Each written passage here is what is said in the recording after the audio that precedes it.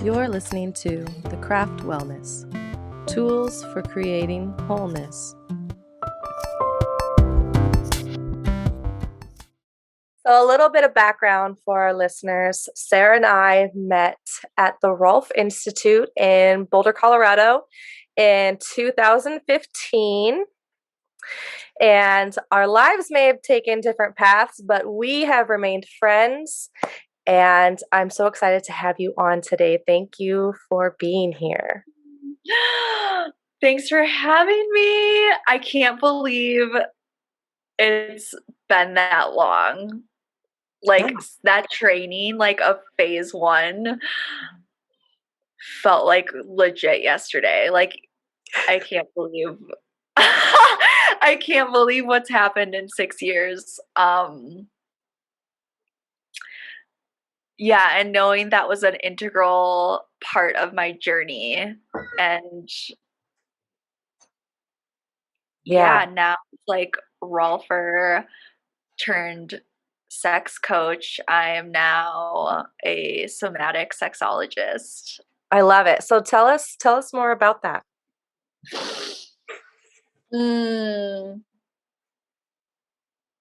Yeah, so I always like just explaining my journey of how I found this work, and I find it to be very interesting, and we're about to get really woo-woo, and yeah, maybe just a little bit of a trigger warning. I am going to talk about unearthing trauma in this story. So yeah, I went to my friend who is a psychic medium for a reading, an intuitive reading, and I came to her because I was really just kind of in this place of being really stuck and confused about my path, and that usually meaning I'm stuck and confused in my business or love life. That's always what it was for me.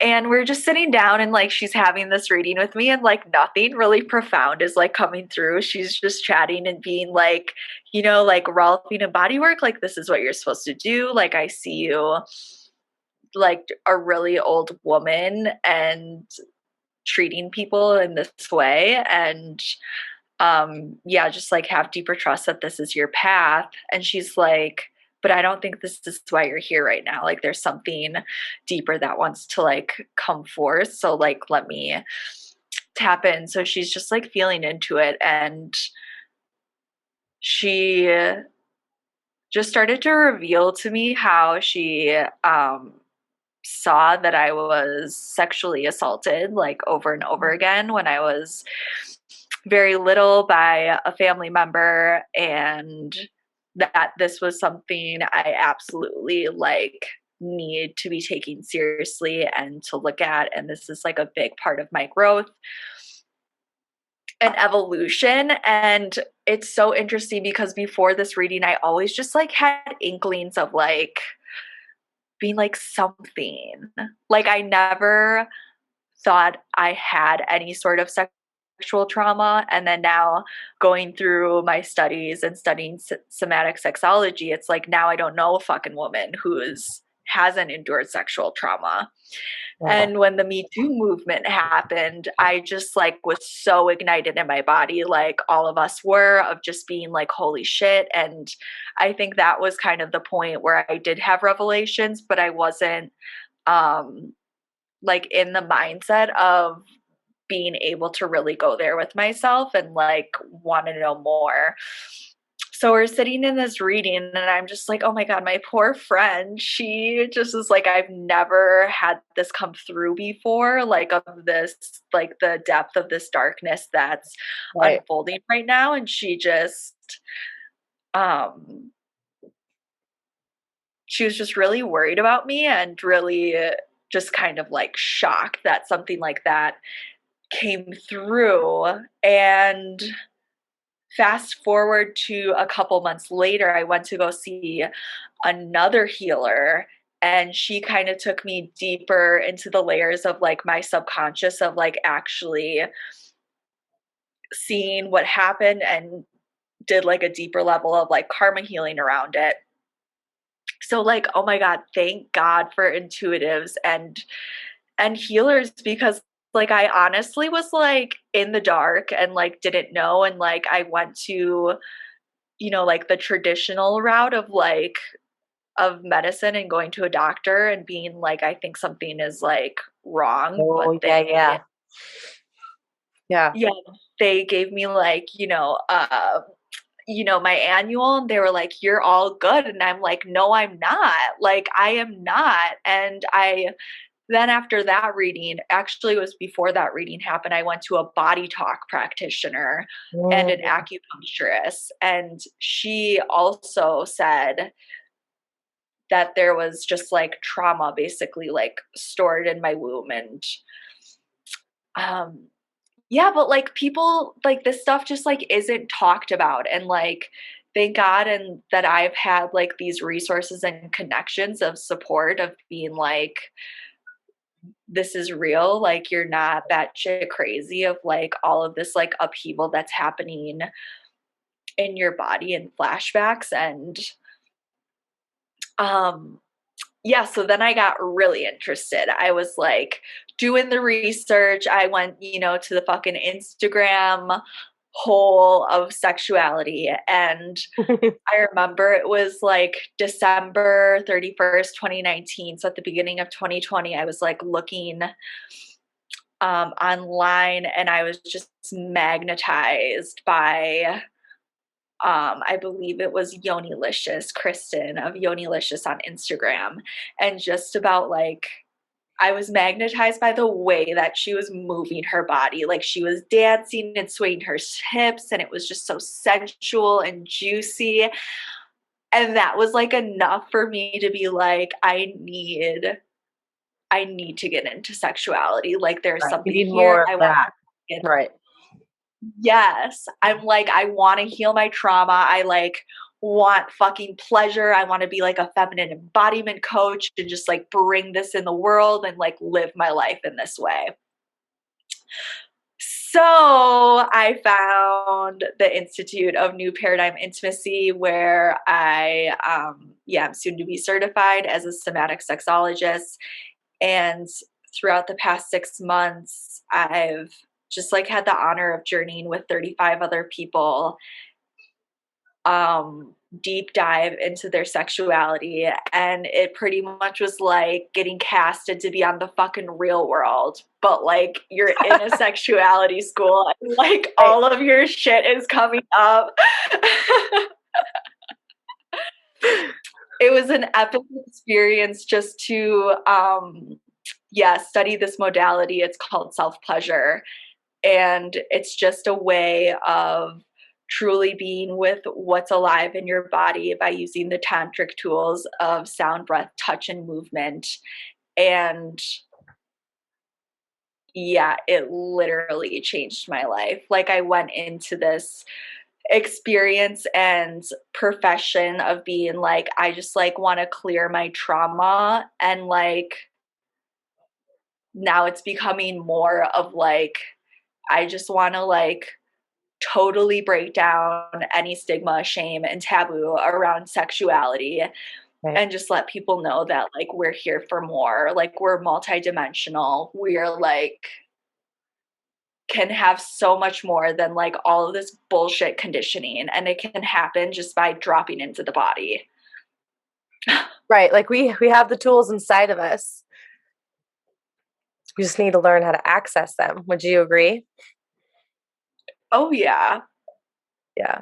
Like it's already here. Like everything. It's just like the process of like clearing through the past to get there, which Mm. is what is like holds people back. It's like these pieces of like being with your body and knowing what that entails is just like oftentimes like a lot of emotions and deep stuff that people are refusing to sit with, which is why we're like living in a society of like addiction culture, of like addiction to porn, addiction to food, addiction to drugs, like Yeah.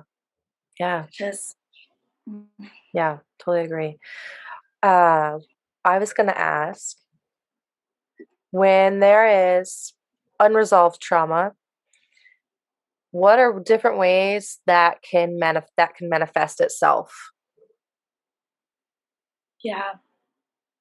So first, I just want to clarify I'm not a trauma expert. Right. Yeah, a body person. I'm a person that will only speak of what I've ever journeyed through my own body. And um, I think a lot of times this the main thing that happens is like the inability to feel safe in your body, Mm, which therefore I feel like ultimately just creates this like layer of chaos in your life already. Like you don't have a true safety net, knowing that like anything outside of you like doesn't have the capacity to save you in any way. Like even if you think it does, like you're always going to find the truth within yourself. But if that's like not a safe space, then it's like, what can you do? And you really like need to feel it. And I think that, yeah, I mean, like it can manifest like in your relationships, like there's relationship trauma, like your sexual trauma will just pretty much determine like how you will show up in your relationships. If you're like super polarized in your victim mentality and mm, like you don't have the capacity to like really be like hone in on your inner man and like execute, like you're going to be stuck in a state of like being emotional and maybe like unable to like hold yourself in that. And it's just like developing the skill set of truly just like being with yourself over and over again, that can just shift. Like it doesn't matter who you are, like yeah. the capacity and like, yeah, Hmm. what's alive for you. I'm wondering, do you think that it repeats itself in your life? It's a repeated pattern Yeah, when you don't address those emotions and you don't process them and you don't feel them into your body and through your body, that it will continually come up until it is addressed in a healthy way. totally. Yeah. Yeah, it's like if you like can't stay single and you like bounce from like relationship to relationship to relationship because like you feel the need or like you don't have the capacity to like take care of yourself, like you're constantly in the need of having someone in your life and like really addicted to that Yeah. kind of support. It could That's just like one way that it could look, but I think that's true from all of us. I know like I've been in that position in my life too. Yeah, same, same. Same. Yeah. Like we're all human, like, and not saying that like any of this is wrong. It's just like if we're looking at like how do we truly like want to change our lives, Yeah. you really have to like confront your shit. And like people are like, okay, well, how do you do that? Well, I would say like the first step would be like talk therapy. And then after you've kind of like conditioned your mind of like working through this stuff and like having that mental safety net of like processing it with someone, then you can actually get into the body and create like a different type of change. Yeah. Mm. Hmm. How has how what challenges have you faced? Is it like just getting real with yourself? What is it? What does it look like for you? What's your experience with addressing these issues? Mm. How has your life become better? How has your life become more whole? Mm. I love that. Yeah. I feel like just, I guess I'm just kind of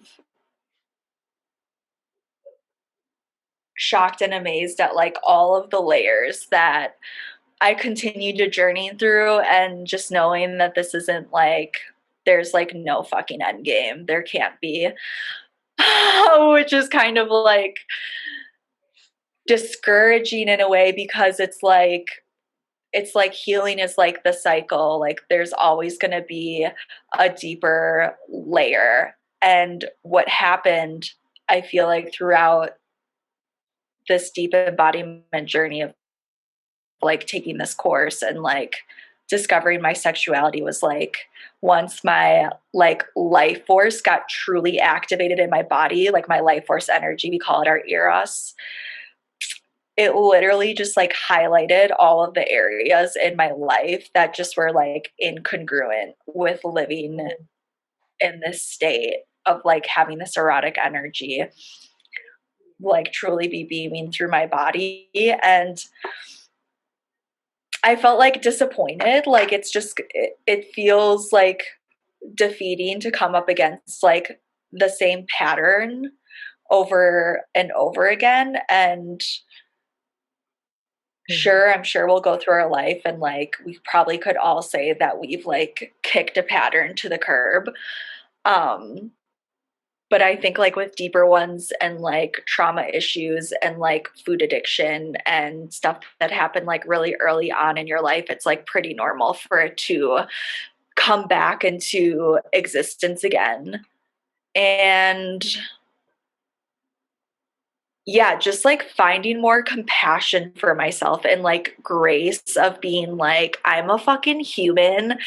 This is okay. Because it's like when we're all healing and on this journey, it's like we want shit to be different, and like we don't want to feel like, we get angry that we're angry. Like we get Yeah, annoyed that we're like going through a hard time. right. Yeah, I can relate to that.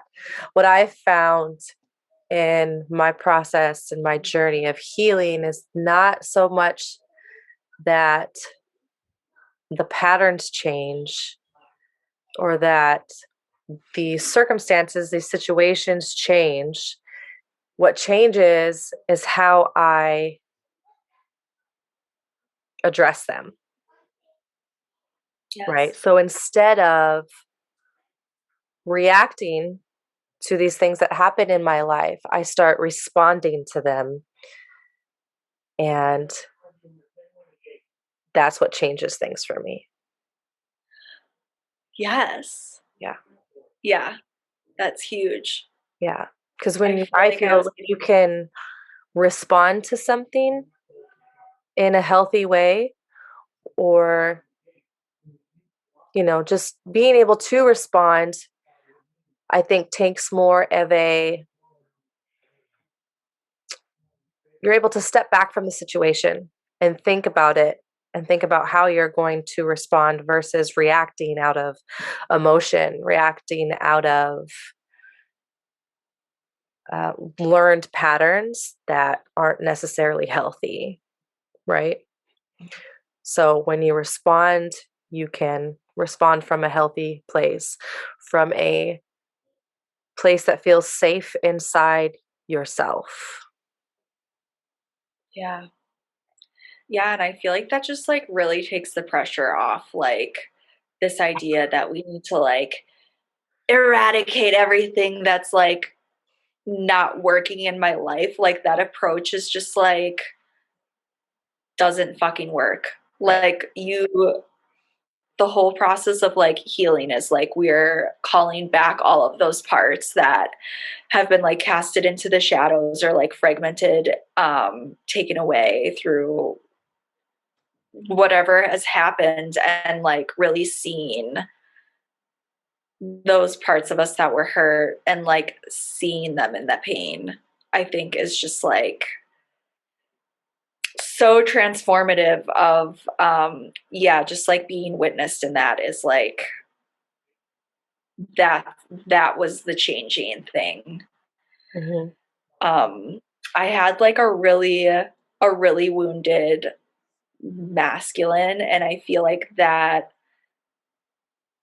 was such a big part of like my journey in sexuality. Like I see a lot of people and a lot of coaches out there being like the divine feminine, like yeah, like yes, the divine feminine, like absolutely. And also like for the feminine to truly thrive and like the chaotic nature, it's like you need the pillar of the masculine to Yeah. hold that Right. within yourself. That balance. Mm, Right. Can you speak yeah. more on that, the masculine, feminine energies that reside in each one of us? Yeah. So, yeah, it's not like I think your listeners will know this, but when we were talking about the masculine and feminine, we're not talking about a gender. Right. We're reiterating and we're talking about um energies. And yeah, I like to talk about it in like the realm of like the archetypes. And I like framing it that way because it gives people like a really good idea of like of what archetypes they're playing in all the time. Mm, And for me, for a really long time, like I would let my little girl just like run wild and be like super chaotic. And like, if you think you mean about the like a little little girl girl inside of archetype, you, correct? yeah, Your inner yes. child. Yeah, just And so people know, she doesn't mean her daughter, or she means oh her inner no, child. yeah, exactly, your inner child, your inner little girl. And like my inner little girl is like totally like emotionally manipulative and like Mm. a 4-year old that like gets whatever the fuck she wants, and she'll just like say anything to like, yeah, to get her way. And I feel like for a long time, or that could show up as being like your little girl could be like maybe like a soft like victim, a pushover, like can't Mm, really stand up for herself. um but I think just like really noticing the ways that you're showing up to your life and your relationships and your career um with yourself is just an interesting perspective on healing. And in the realm of sexuality, it's like we have the wheel of like the light femme and the dark femme, and the light mask and the dark mask, and to like counteract an unintegrated aspect of like that emotionally manipulative little girl. Like we like, for example, I would do like a self pleasure practice of like being like a really nurturing, supportive, emotionally stable um mm, human. yeah. It's like pattern disruption. Mm, yeah. Would you But say it's yeah, and almost even you're like giving yourself, you're being what your inner child needed? yes, Yes? Okay. exactly. Okay. I Right. love that. Yeah. You're showing up for yourself in that way. I think that's Hmm. so beautiful too. I feel that we think that because we didn't have it as a child, that we can never have it and we can never go back to that. Right. But it's not true.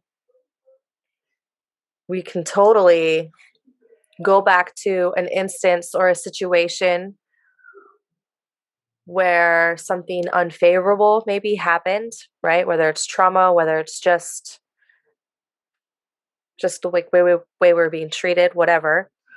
And we can go back to that time in our minds and even in our bodies because the body remembers, Hmm. and revisit that and heal it. Yeah. Yeah. It's such a great reflective tool of just like stopping to pause and being like, how am I showing up right now? And like, what do I need for myself in this moment? Right. Yeah. And sometimes giving ourselves permission to do so is a huge game changer. Yeah. Yeah. And not to like even say that we're doing that to like fix anything, because I think there's two sides of it too, of being like, address what you need and also like let yourself just be fully fucking in it and like go ape shit and like feel. Yeah. That's There's powerful. That's just as powerful. there's this gal I know, Natalie. I'm hoping to have her on the podcast in a later episode.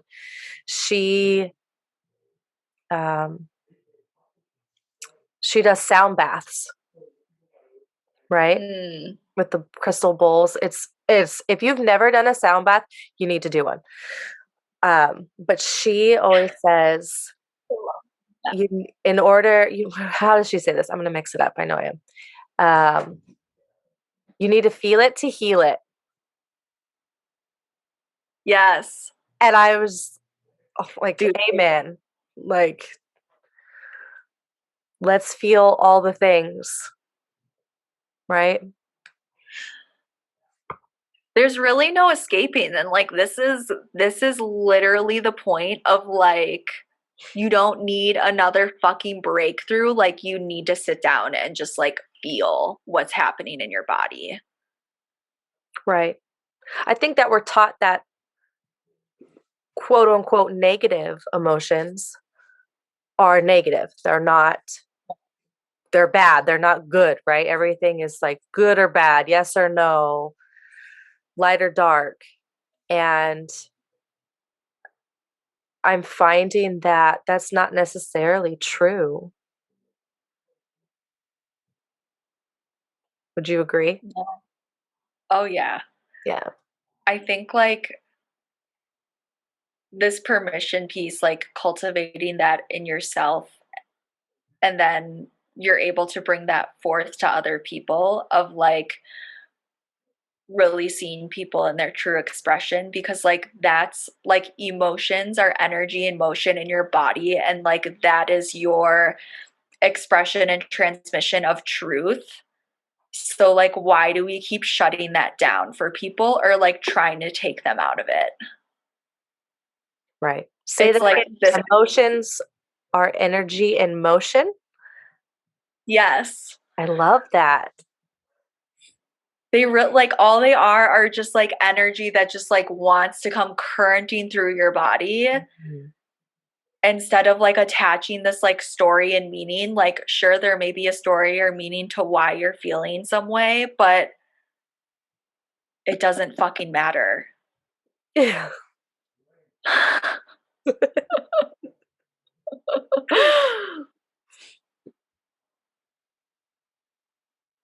So what does like matter? your whole life like your whole life can just change if you do not attach story to shit. Mm, yeah. Yeah. Let go of attachment in Yeah. whatever form that it comes in because nothing is permanent. Yeah, and like thoughts change, and like thoughts like can create feeling. Right. So it's like,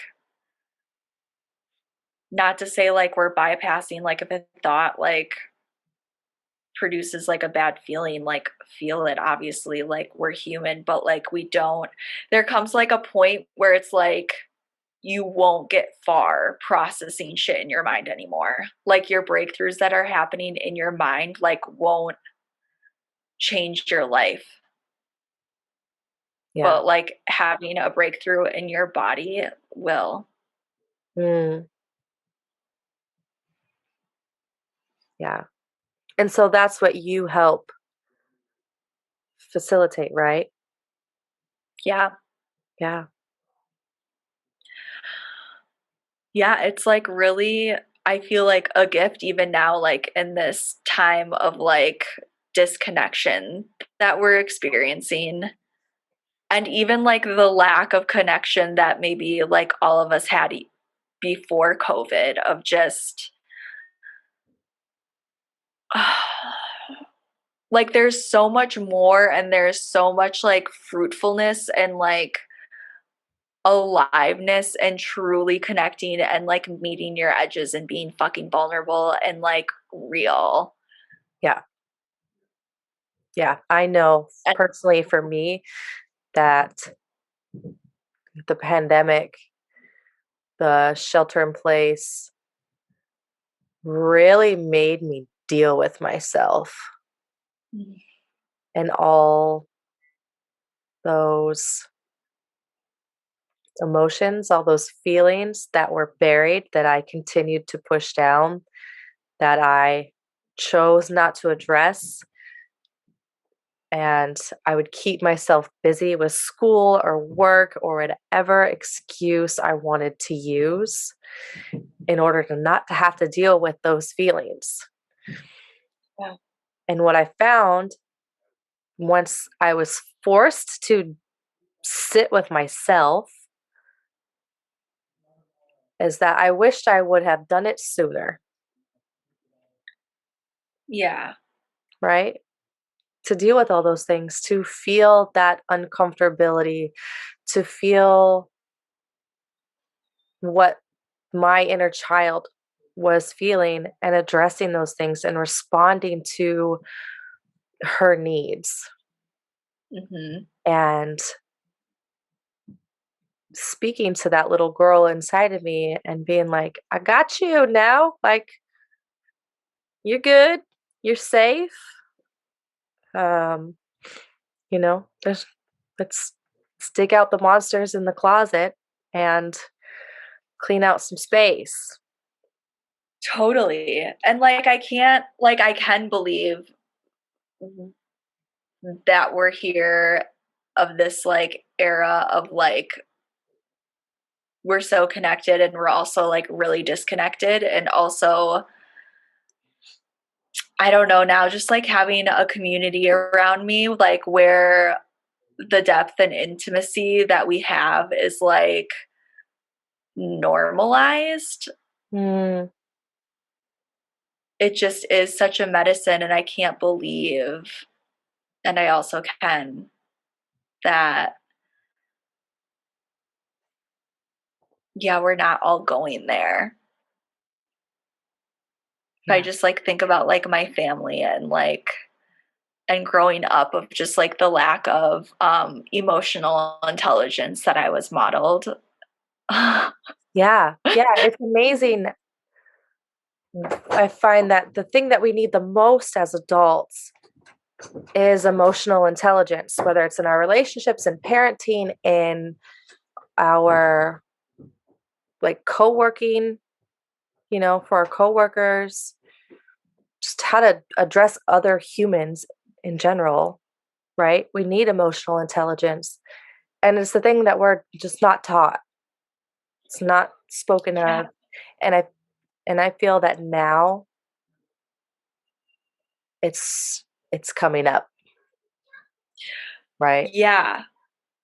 It's And making this, like, having I come get for itself. why it's totally. Yeah. And I get why it's scary for people because, like, if you're not around people who are doing this and all of a sudden you're just like having this awakening and like Mhm. this unearthing happening, it just like feels really unsupportive and unsafe. Like, Yeah, it's like scary ground and you're like, I don't know about all this. exactly. Yeah. Yeah. Okay. So, tell us what it looks like to go through sessions with you. Um, what's your thing? So, my approach to, yeah, sessions and mentorships is obviously all primarily somatic. So I pretty much will guide people into a self pleasure practice. And yeah, self pleasure, to reiterate, is not masturbation. And it doesn't necessarily mean that there is any genital stimulation involved. It really just means being with what's truly alive in your body by using sound, breath, movement, and touch to really um, feel, yeah, that current of aliveness that's like flowing through you in the present time. And yeah, I think it's just like so powerful and healing when someone is actually holding space and witnessing you. It's like deeply intimate and sacred work that's so completely transformative. Um, Yeah. So how yeah. long is how long are sessions and how long is a mentorship? What does that look like? So sessions are typically like an hour to 75 minutes, and a mentorship would look like, having a 1-to-1 3-month container of, yeah, meeting to whatever time frame we set. And also I would I create like customizable self-pleasure rituals for people depending on what they're specifically dealing with. Awesome. That's awesome. How do people connect with you? So you can find me on Instagram. My handle is at Sarah Beck, and then Beck has a 3 as the E. Or Facebook, you can friend me. I can send you my links so you can drop me in the show notes. Yes. Um, but yeah, I'm loving Instagram right now. I love like going on there and just like connecting and asking questions and like seeing like what sexuality looks like for other people has just been so nourishing and fun and insightful. And um yeah, I'm really hot on the IG. I really want to get on TikTok though. Ooh, you should. You would be so I much fun know. on TikTok.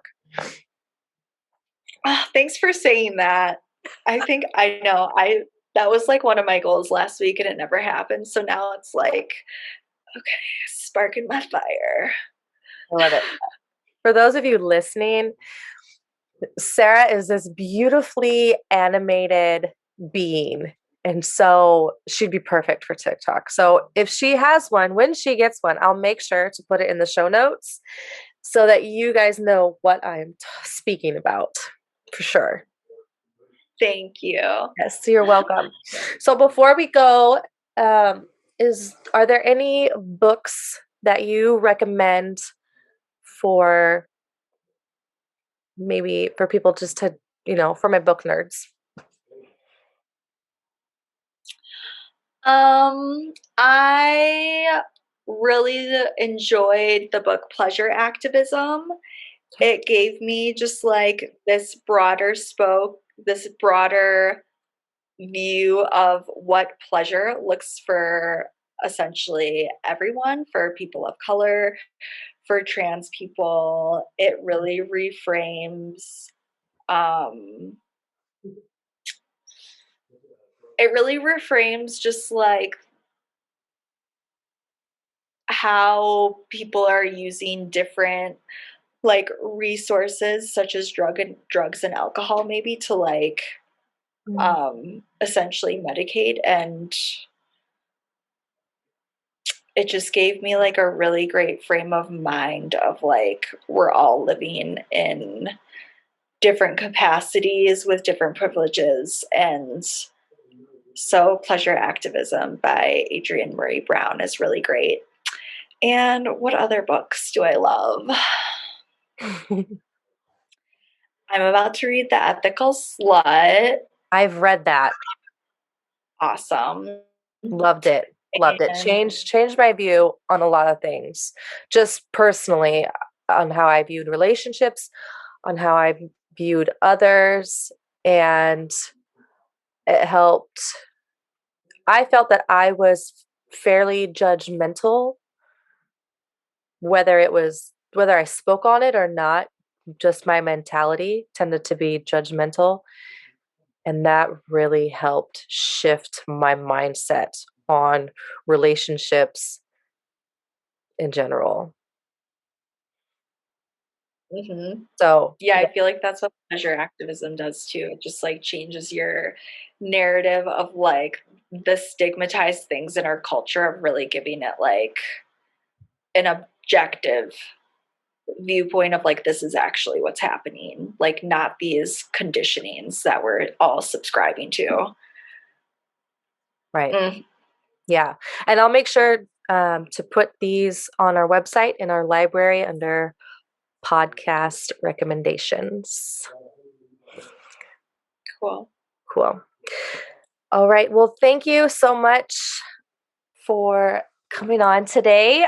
I am overjoyed, and I hope this will be a tool to others that are trying to figure their way to wholeness. Awesome. Thanks for having me. I love you. I love you. Bye.